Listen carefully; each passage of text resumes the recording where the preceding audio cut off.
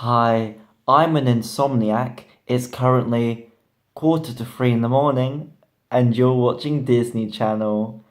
Thanks for the invite, by the way,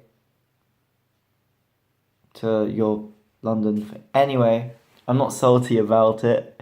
Not as if I'd love to go to London. Anyway, my mum has forced me to do this. I really don't want to do this. And you probably don't want to listen to this, so I guess we're all in the same boat.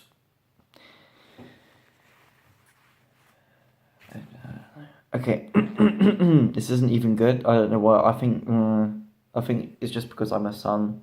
So as long as we all pretend to like it, that unspoken rule of, wow, he's part of the family. It must be good. It must be fantastic. So yeah, let's just do that. To keep mum's sanity in check. And we're already at the minute mark, and not a single word of the poem has been spoken. Wow. I'm so good at stalling. I should be like a professional staller.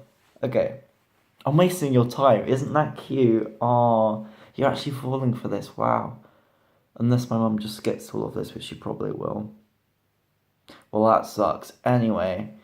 God, you shouldn't give me a camera because this... Anyway. Hi. I wrote this because I did. Heartfelt, I know. Wow. I placed a wooden shard on a table next to my book of 1984. But my family, well, they didn't quite get the score.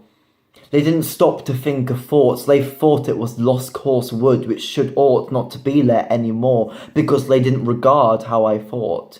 They discarded it like an unwanted postcard from a faraway relative from a far-off land. So far away, this family member, that you couldn't remember the last time you held their hand.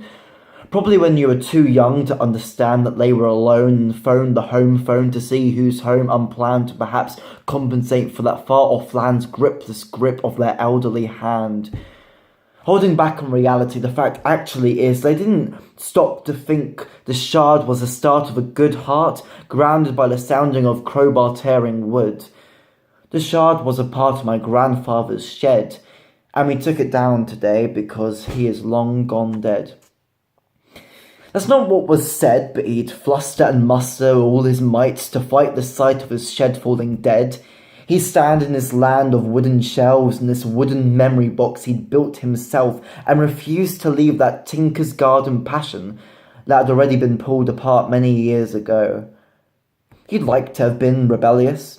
He'd have said he was fit and ready to go. But really, not even my name was something he'd know. My granddad's wooden shed was really pulled down dead by Alzheimer's. Murmurs of memories long left.